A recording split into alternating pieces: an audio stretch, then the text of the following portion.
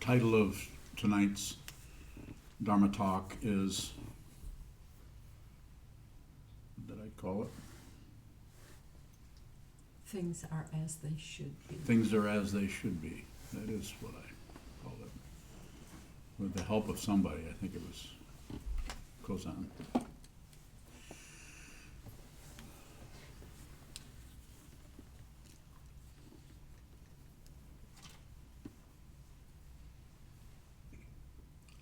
So the idea here is to help all of us, help you, help all of us as meditators, as people who are working with our awareness in maybe quite a bit different way than others may be doing.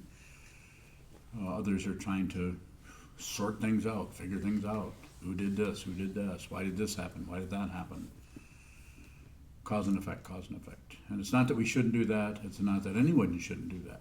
They should probably be doing exactly what they're doing. Otherwise, I'd have to say they should be doing something differently.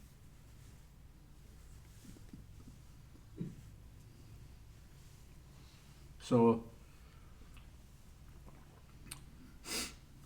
what is it I'm trying to say? I'm trying to say that the way in which we approach, like for instance, lately because of the election situation, a lot of people are very disappointed. Some are extremely disappointed. Other people are quite excited the other direction. It's interesting how really close all of that was. And so what I wanted to say, and I'm also happy to take questions on any of this because there's lots of different ways this whole situation works. What I would say is things are as they should be. However things happen, however things occur, it's not that we can't somehow look at something based on how it is and make some adjustments, but it is very circular, and it is a misunderstanding of the way things work to go in and attack something or change something based on our passion, aggression, and ignorance, on our warfare.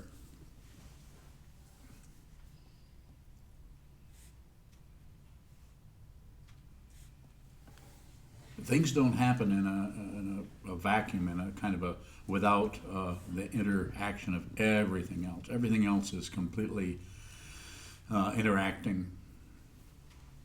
So anytime something occurs that is disappointing, whether it is on our own life, losing a job, a relationship that has worked just fine, and then without even being able to see, even though we want very much to control, to stop that from going on the skids, we just can't. It's doing what it needs to do.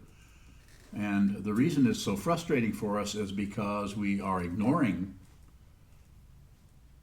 the causes and conditions that pave the way for such a thing to happen. So this is why I often say to people, in as much as I can, probably to the point that people get very tired of it, is stretch your awareness.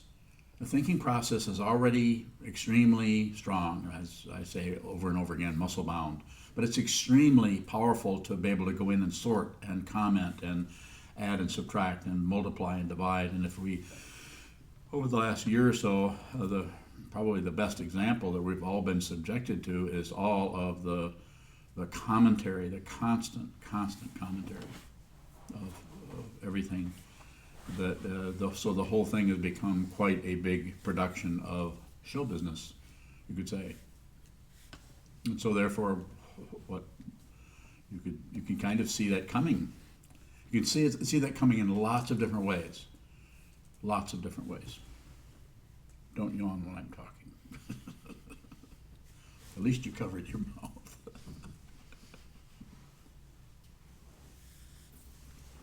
My friend Shoka occasionally yawns, and I occasionally point that out to him. So when I'm saying things are as they should be, I'm not saying that you should like this, that I'm trying to push this on you. I'm saying, please, take advantage of any time anything through expectation. It looks like things are going to happen this way. It looks like this is going to happen. It looks like that's going to happen. And then this is what has occurred for some people. For others, it's the other way around.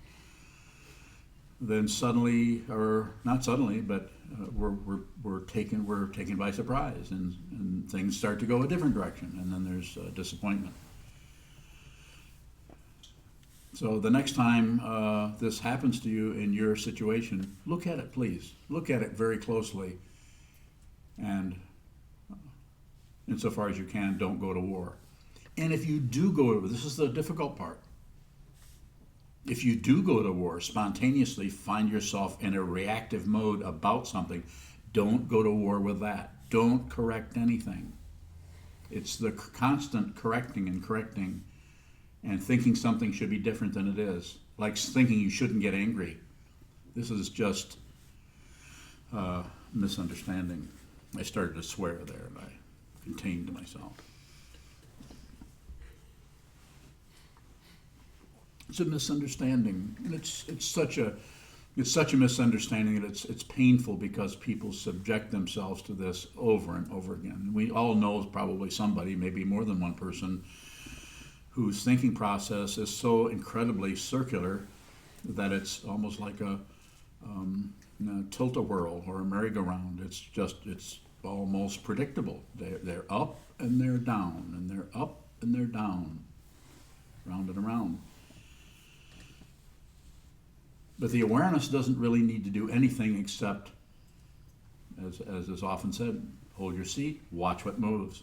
Hold your seat and observe that which continues to object and agree and shut down. Object to something, agree with something, and shut down. All three of those are the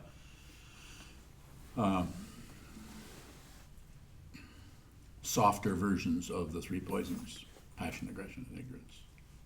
So things are exactly as they should be. Of course they're not. Of course they're not exactly. They should be like they should have been. They didn't work out like it should have been. Should have, everybody knows that.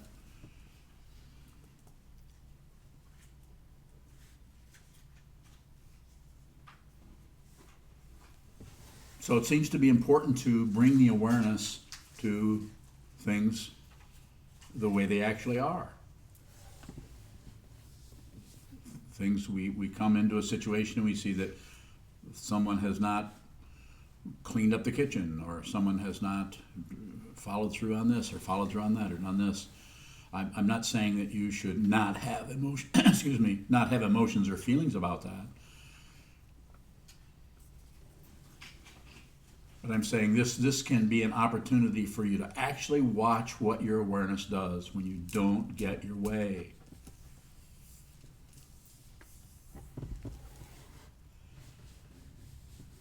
You can interrupt me anytime and ask questions if you'd like to help me with this particular talk. Bailey? You had said things get frustrating because we're ignoring the causes and conditions. Yes. Is there a difference between looking for causes and conditions and just being aware of them? Actually, looking for causes and conditions will cause you to shut down on them, because then you have an agenda about it. But just being aware if you're busy being grasping at this or pushing at that or shutting down on this, you will miss, as they say, the conventional way of talking about it, the big picture. And the big picture is not all that comfortable, because quite often it leaves out our own self-centeredness, our own ego. We don't feel so included.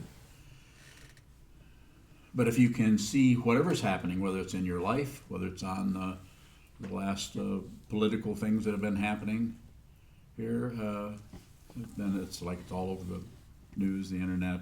Facebook is loaded with terrible frustration.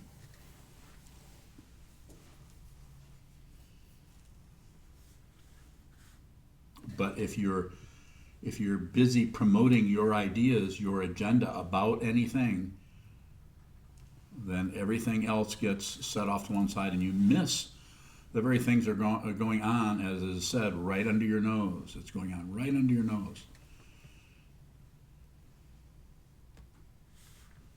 Anytime I say something twice, it makes me think of other people who say something twice.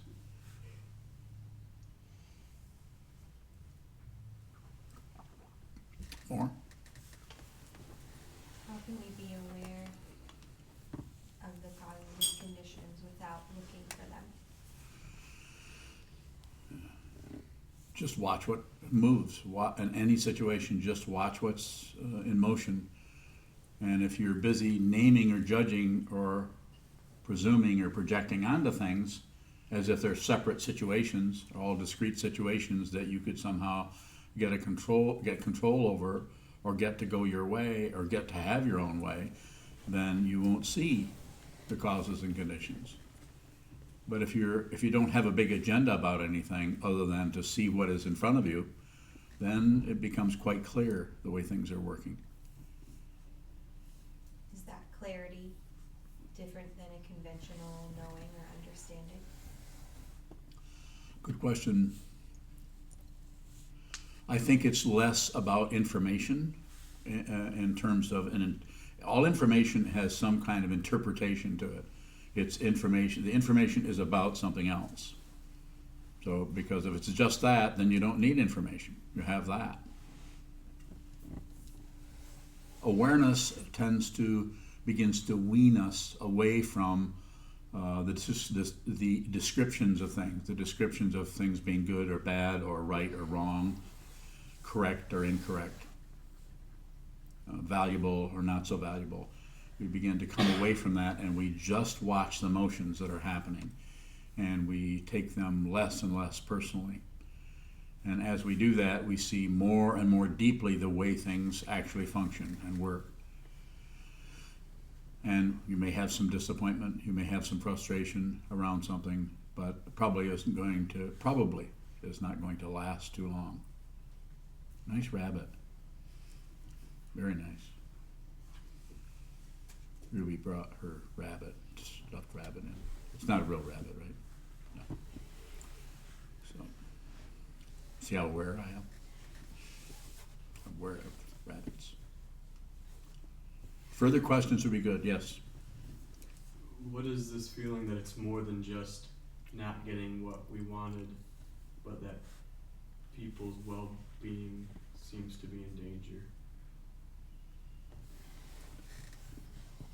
So I'm going to ask you to do something.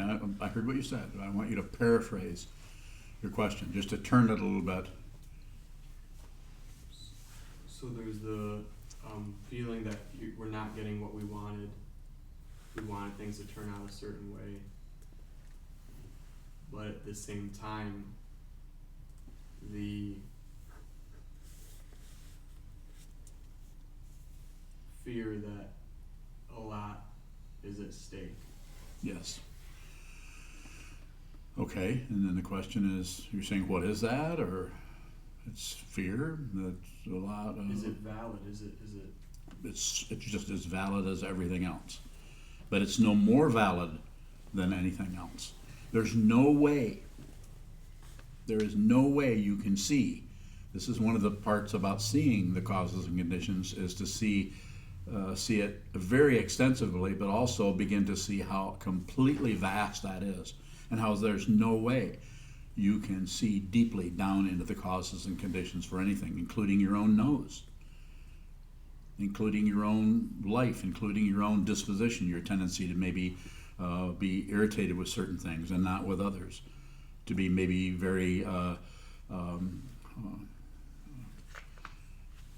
frustrated with some things but not with others, or to have a certain kind of jealousy about one thing but not about other things, or to see that you don't have, maybe you have a temper but someone else doesn't have any temper. They never, if they do, they don't show it. Causes and conditions that come up that provide us with all of the things that we see, including this precious human birth that we just so much take for granted, and we tend to quite often squander. When I say squander, it's not a situation where people are doing something wrong, but from the point of view of understanding, quite often we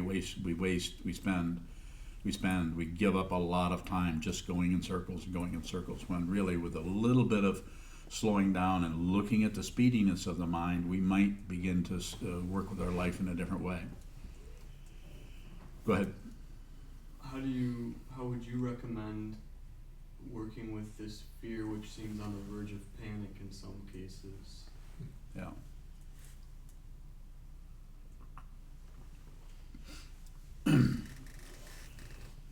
Well, the panic could be founded on certain causes and conditions, and if you're talking about what it looks like you're talking about, there's something to that. We can see there's been, if the descriptions and the causes and conditions and explanations are all backing up some kind of activity that looks dangerous, then that's probably happening. There probably is that danger, but the way to work with that isn't to go and fight against it, go the other direction and go in and try to push the other direction. This is a misunderstanding. And it just leads to warfare. I don't care how peaceful you look or how peaceful your words, or how soft, it turns into warfare. Go ahead. If not pushing back, then what's the best approach? Train your mind. Find out who you are. Find out deeply what this lifetime is about for you. And this isn't going to be even interesting to most people. They're all tied up in their politics, their ideas of right and wrong, and who should win and who should be in charge and who shouldn't be, and who's got their finger on the button, and all of these wild and crazy paranoid statements. It's actually, the threat is much bigger than that, and has been around way before the current threat. It's been around for a long, long time. But that's been ignored. And the whole structure, the way in which people come into a position of power has been ignored. You know that. If you just look at the system, look at the way it works, you can see where there's so much ignorance going on that people can come into power who are only about self-interest. Just that sometimes it's so glaring that it's like what happens is that starts to reverberate with people who have been pushed down, or at least perceive they've been pushed down, and then they begin to resonate with that, and then they have a kind of hero. Yes. We seem to have a really wonderful situation where we can train our minds. Yes. As white people, we're fairly well favored by the system that's been put in place. How do we work with those that are not in the favorable position that we are? Have to work with them where they're at. We can't do kind of a sales pitch necessarily. Anytime you hear anybody trying to promote anything to get you to do something that they, without respecting your own insight, your own intelligence, then we start to get this kind of a herd mentality that goes on, and it can take any kind of direction to it. So there needs to be a profound respect for each individual, and so it's a very slow situation. Like all the different movements that are going on, not to make this into particularly a political talk. I don't want to do that. I'm deliberately avoiding doing that, because then it just gets into more talking heads kind of thing.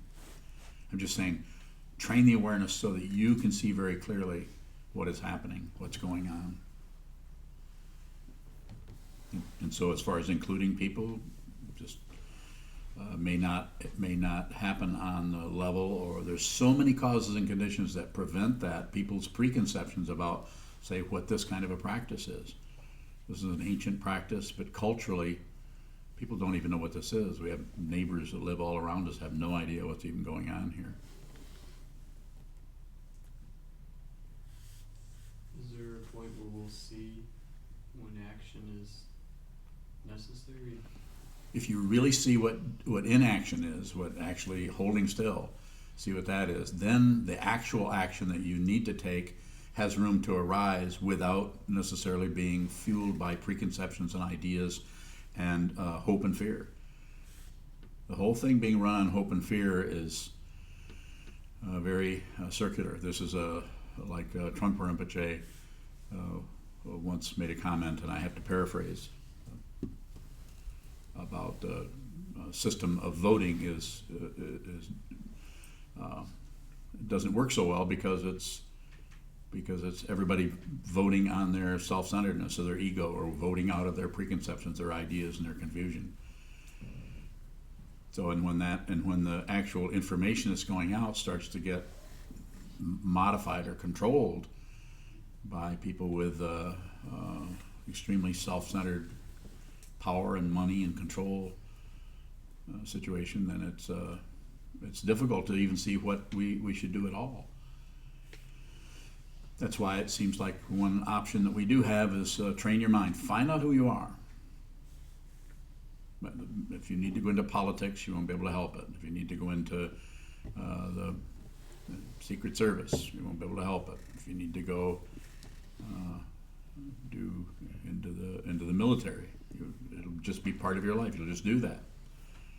Right and wrong, or should be or shouldn't be, should be looked at closely. When I say should, I'm just using the word like anyone else does. If I'm going to use it, I'm going to say we should train your mind. And when I say that, I mean get that awareness so strong that any concepts, ideas, hopes, fears, opinions, any kind of paranoia that comes up in there is seen for what it is seen as a reactive kind of structure that is meant to protect an imaginary self. Most people don't even see that. Most of our culture they talk about having a healthy ego. They don't talk about being egoless or having no self. Talk about, let's get that ego really healthy so you can live a happy life and win the lottery. Michael. It seemed that the biggest fear that was out there today had to do with the future. Yeah. Seems that way. Is that just an emotional reaction? Well, sure. It's very complicated, so it's not just a simple situation. But when I say things are as they should be, I'm just saying that the causes and conditions the illusion of control is very, very strong. The illusion that we can actually control things. It's so very complicated. Yes? I was wondering if it also had to do, it seems like people were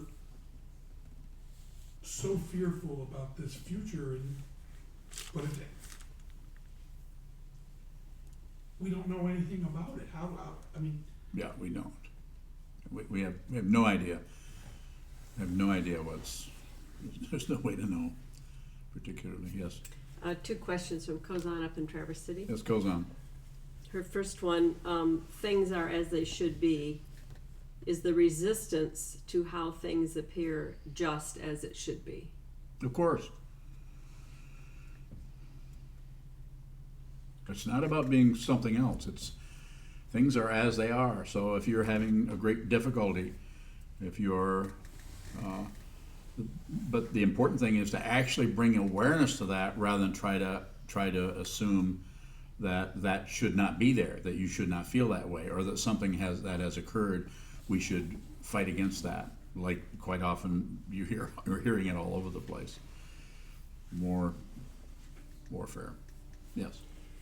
Then her second question, if we resonate with the perceived need to reduce greenhouse gas emissions, to stop killing people and harming living beings to maximize profit, to end policy that promotes prejudice, etc., yet the political climate in this country, both major parties, seems to be moving quickly in the opposite direction, is there anything that we can do to be of benefit, cause no harm, and be with all things besides sit more?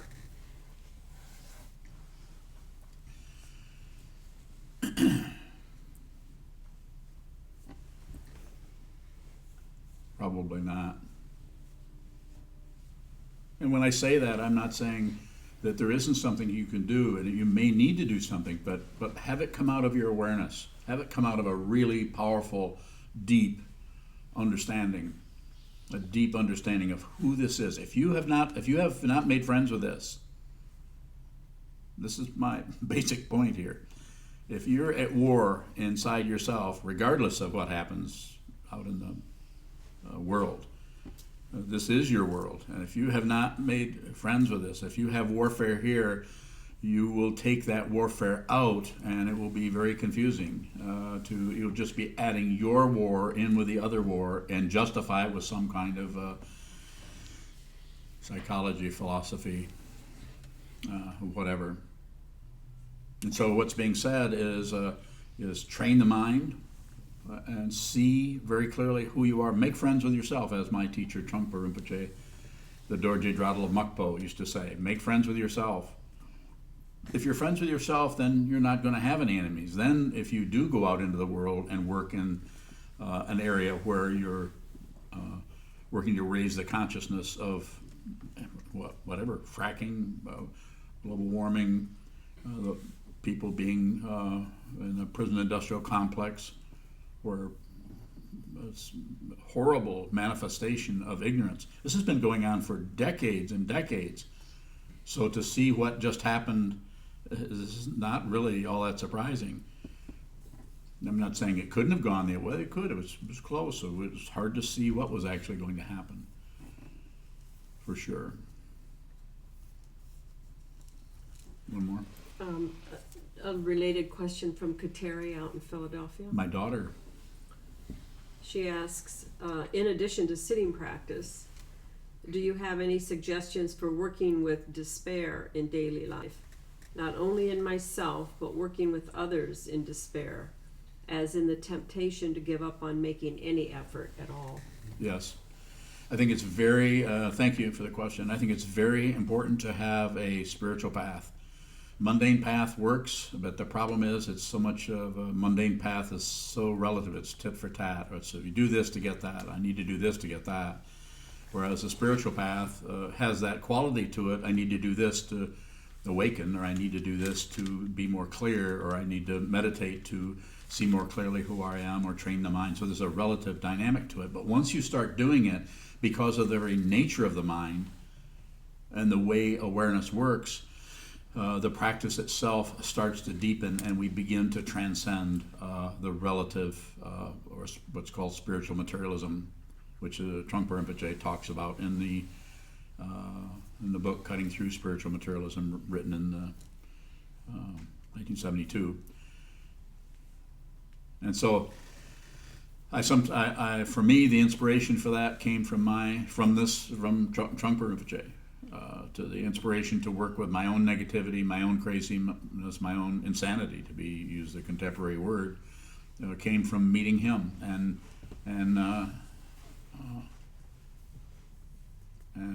presenting my craziness to him, and his encouragement that I could do this, that I could work with this. It was very powerful. I've never forgotten it. So the kind of despair that what Kateri is talking about there, through an awareness practice, one can begin to work with something we call despair in a way that it won't shut it down, but it will have a shorter life. It will be, you'll be there, you'll have that come up, you'll recognize your old friend, despair, and but it won't. There's no nourishment here anymore. You're no longer feeling it. You're no longer pushing it away. Fuel. You're no longer fluffing it up, explaining it, justifying it, complaining about it, doing anything which will fuel it. It's almost like it has an identity of its own, and it realizes that you think you're validating it by your objection, by your agreement, aggression, passion, and by your shutting it off, trying to avoid it. That actually validates it also. If you do anything, let's say it this way, the fundamental nature of reality, and this is not something for you to believe, is not separate. If you discover that, all warfare is over with. I don't care how much fighting you see in front of you. I don't care how much fighting you see within yourself. It is no longer real. It no longer has any kind of longevity to it. But it seems necessary to bring the awareness practice to seeing the pushing part of the mind, the pulling part of the mind, aggression and passion, and the shutting down or ignoring part, which is the most difficult to see because it just closes off. You don't really know when you've ignored something because it's ignorance. But through the sitting practice of meditation, we start to see the first two, and then as we go along, we actually become embarrassingly more and more aware of how we actually turn right away from our Buddha nature. Ignore it. We actually shut down on it and ignore it. And of course, the big transition comes when you realize that shutting down on it, ignoring it, and being aware of it are not separate. And ego cannot hardly swallow that pill. It chokes. Not two. That's why it's a spiritual path rather than a mundane path. It is a fundamental realization of the nature of reality within your own human life, within your own consciousness, for whatever long you are here in this particular form.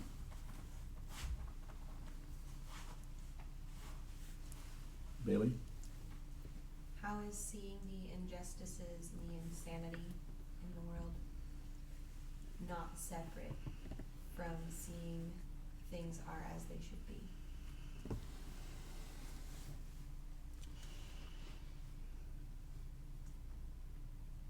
So when you see them, you see that they actually are rising out of the very matrix. You've seen the movie, right? You've not seen the Matrix. Another person has not seen the Matrix. Write their name down. The very complexity of the situation. When you see that, there's so much complexity coming off from that. There are so many. It's like being at the head rivers, or no, it's like being at the mouth of the Amazon and looking at the Amazon, and then slowly over time through looking and out of curiosity about the Amazon. Not the sales organization, but the actual river in South America. It is in South America, isn't it? Are you sure? Have you been there? You have not. But to look back and see that it has all kinds of tributaries that go on and on and on, and even the ones on the map are only partial. There's so many little tiny contributors to that one situation. And that's the way the causes and conditions. That's the way this election. That's the way that happened. Just so many, and it's so hard to read. And it was especially hard to read the very nature of this past year and a half, whatever it's been, was about so much news media situation. It was just overwhelming. There was so much of it. You couldn't. Anytime you would turn on the whatever you turned on, MSNBC, C-SPAN, anything, if you turned it on, you would almost always see Trump's name. There, I said it, Trump. So disappointing. But you would see it too. There's this constant thing, and it was an interesting thing. This it looked kind of foolish what was happening there, but it somehow brought everything up to the top where it could be seen, and resonated with people in such a way that it's like has been mentioned by several people, Glenn Greenwald and Alan Nairn. Different and others have saying it's interesting how people, because of their misunderstanding, will vote against their own best interest. They'll just vote against their own best interest. I don't know how else to say it. It would be quite amusing if it weren't so sad. But when I say everything is just as it should be, it's because the very nature of things that arise are hooked into everything else. There are not separate things occurring. And it's not something to believe or disbelieve. It's just something to give it the benefit of the doubt. Look at anything that is separate and see if it can be what it is without anything else. And we can't really talk. I can't really talk you into something. I'm not trying to do that. What I'm encouraging you to do is meditate. Train your mind. Find out who you are. Find out. Make peace with this person. You'll never have any enemies anywhere. Yes, Casey. Is it possible to really appreciate that things are as they should be while also wanting them to be different? Of course. Absolutely. Very good. It's not to. No, you don't. There's no place to be. You cannot. When you actually are functioning in reality, you will not have a foothold. You don't need one. You don't need a reference point. It's called, in our tradition, it's called, or in any Buddhist tradition that is a true spiritual path, it's called Buddha Dharma, or awakened truth. Buddha Dharma, without credentials, which means there's no proof. Proof is materialism. And it's taught. There are so many realms beyond this one, and we're so fastened on this one just because there's a few billion people all here, along with elephants and zebras. I'm not convinced. More? That's good. Good question. Yeah. So it's always not to. And if the ego is involved, the self-centered, then it's always going to look for who's right, who's wrong. Well, how should I think? Well, what should I think about? How should I think about what you're thinking? Well, shouldn't you think that? Are you thinking? How are you thinking about what I'm? We always are, constantly mixing it up, trying to find a reference point that shows that we're right and others are just need to do things like us. Yes. Shane out in California. I know him. He asks, how are the three poisons not separate? So passion, aggression, and ignorance are not separate in that they're just the way everything is functioning. So we're not trying to get rid of the three poisons. Misunderstanding. We're not trying to get rid of anything. You don't have to. If things are not separate, you don't have to get rid of anything. You don't have to get rid of anger. You don't have to get rid of confusion. You don't have to get rid of all of those things that we are using conceptual. We are using names to point to some particular thing. So they're not separate in that they're not separate. Sorry, I thought that was funny. Yes. Is kindness necessary to be able to observe? Kindness? Well, yes, we need to have kindness towards ourselves, and that kindness towards ourselves may involve giving ourselves a break. Allow yourself to have some negativity instead of covering everything up, trying to pretend to be some other kind of person. Knock that off. You can actually be genuine. You can have. It's the warfare with everything that is so difficult, makes it so hard. And some people have more negativity. It's more difficult for some people to care about themselves and be kind to themselves and give themselves a little bit of space, which is kindness. Giving someone, respecting someone and allowing someone to be who they are, even though who they are is not so good. And may be confused, but some kind of just basic, genuine offering of just like His Holiness Dalai Lama, for years his people have been tortured in prisons in China. As far as we know, I didn't see this happening, but that's how it looks from what I hear. And never heard other than a little humorous criticism going on there occasionally. But basically, no warfare going towards China. They quite often would bait him and try to get that to happen, but it just did not happen.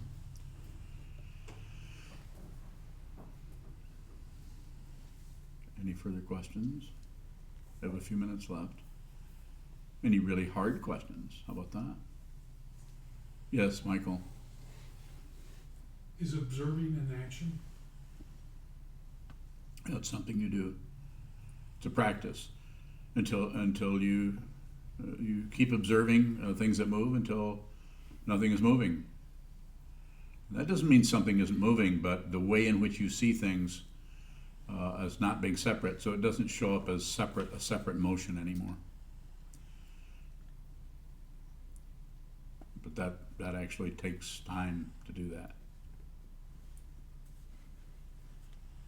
Yes. You have a question? I'm just listening to the snoring 9-year-old. Who's snoring? The rabbit snoring.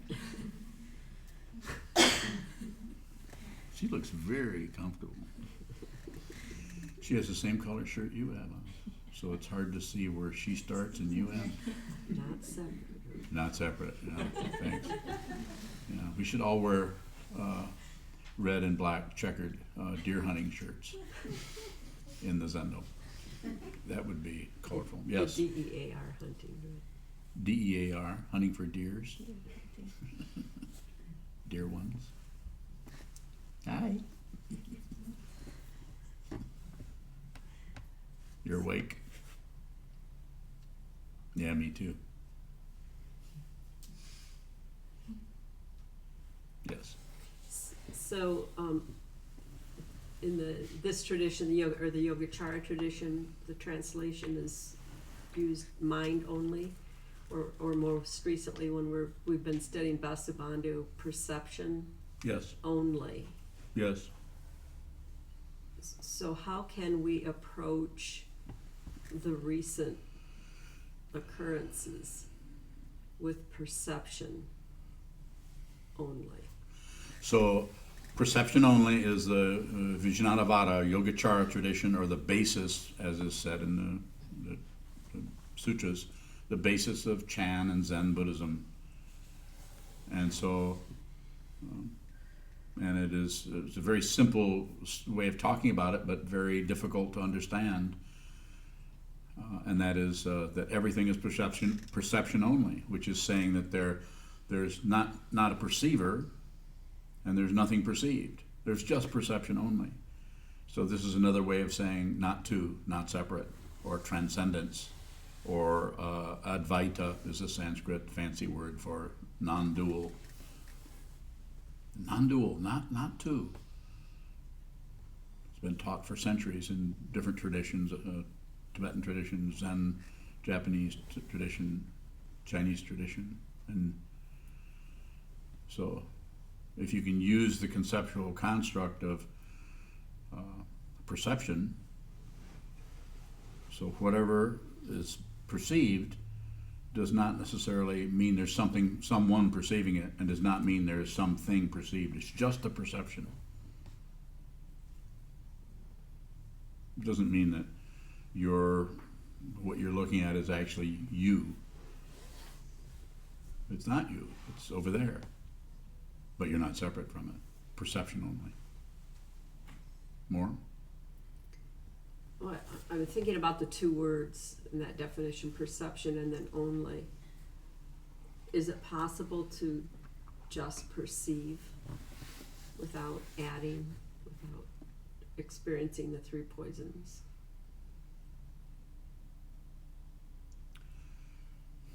I mean, is it possible to just say perception without perception only, or just perception?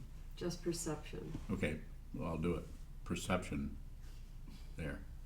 I did it. And I didn't even feel upset. I guess the question is what, Yes.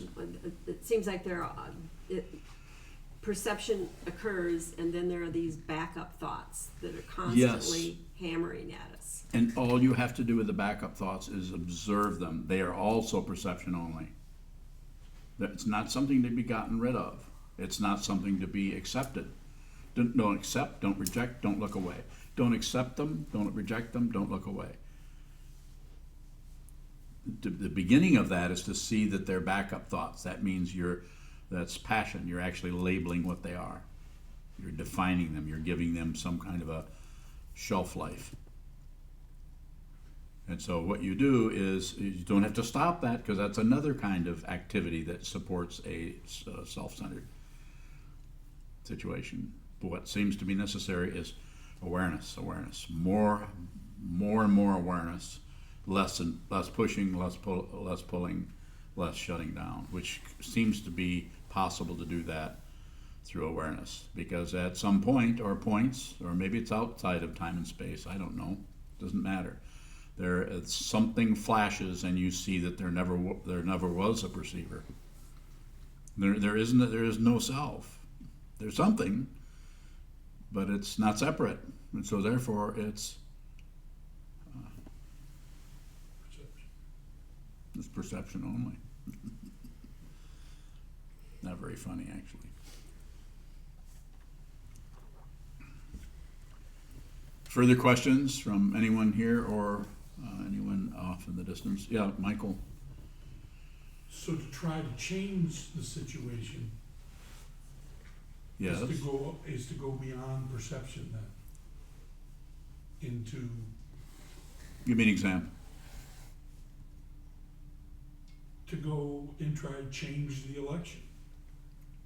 Okay. Well, is what? What is your? I heard. Okay, I know what that is. Now, what is your question about it? Anytime we try to change something, Mm-hmm. you were talking about that earlier, trying to write something, that is going beyond perception then. Not necessarily.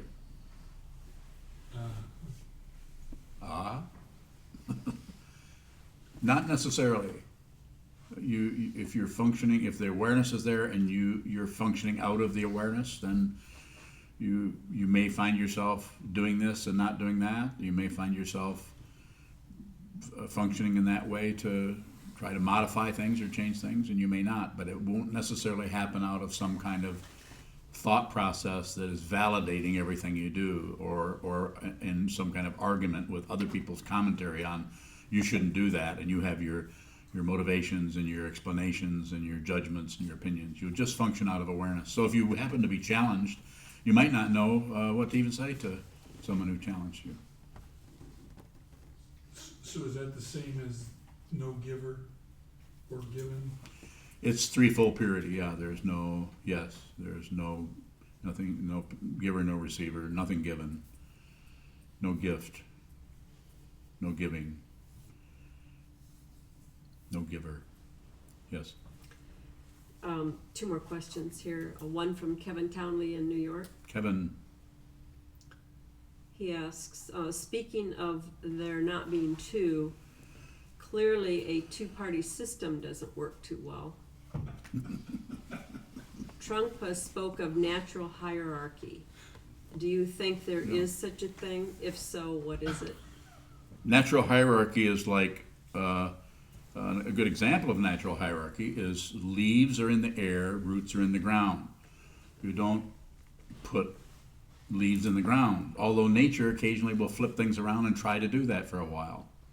Yeah, there's a few oddities in the animal kingdom and plant kingdom where things kind of go the other direction. Just it's almost like somebody's having When the fun. leaves become the ground. Oh yeah, I suppose. But the natural hierarchy there just means that things have a natural quality of going, being. Some things are higher, some things are lower. But there's no value as far as this is more important than that, because without that lower area, without the roots, you are not going to have a tree or leaves. So that you could look at that. I hesitate to get too philosophical about our political system because it is completely confused, as I'm sure you all know. As we said before, people are voting against their own best interest. They're actually casting votes for people who are going to make things more difficult or even less safe for everyone. Very, very interesting area there. Can be done. It's called propaganda, and it happened when there was the Reichstag fire in Germany a long time ago, when Hitler used that to convince people that there needed to be martial law because there were people burning things down, and actually they understand that they started the fire. So, yes. Another question from Shane out in California. Yes, Shane. He asks, can you fundamentally help or hurt a situation that doesn't need to change? I suppose. I'm not sure exactly where he's going with that. But I would say, the basic idea here, the basic message I guess I'd want to leave is less is better. Don't do anything unless you have to do it. And you may find if you operate out of your awareness or some things you're going to have to do, you'll know it. You have to change jobs. You cannot do this particular job anymore. And so you have to change. You just, even though there are things that are saying, don't, this is your livelihood, don't do that. You have to change it. It's not going to work for you to continue in that way. Relationships sometimes are that way. You're in a relationship, and you just, at some point, you realize you can no longer do this. You have to change. So the whole world is running on those kinds of things.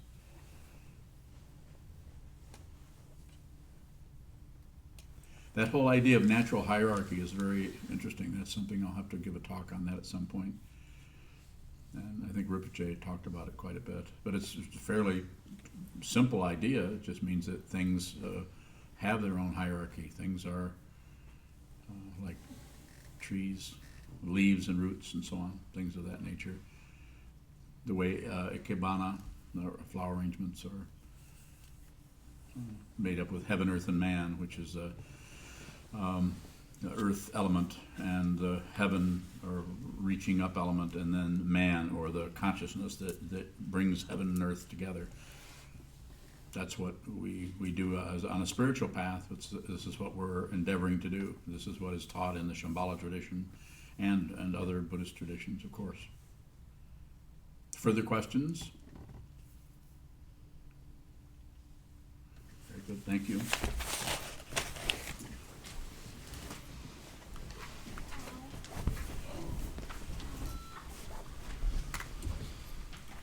We'll dedicate the merit in the back of your chant books.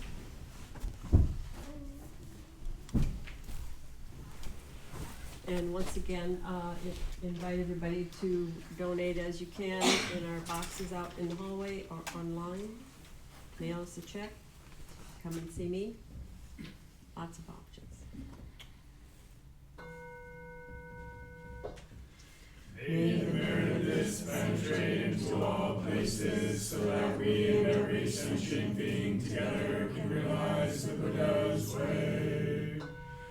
Jiro Sanji Shiru Shizonu Samoko Sa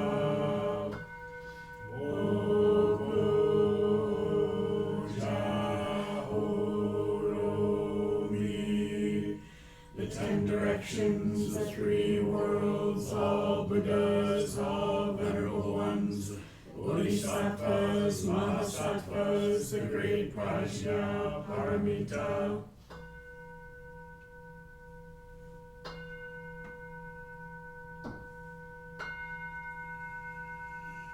O Buddhas and Bodhisattvas of the 10 directions and the 3 times, please hear us. Please come down out of the light and protect Sokukoji Buddhist Temple, its buildings, gardens, and all adjoining areas from any and all dark or negative energy.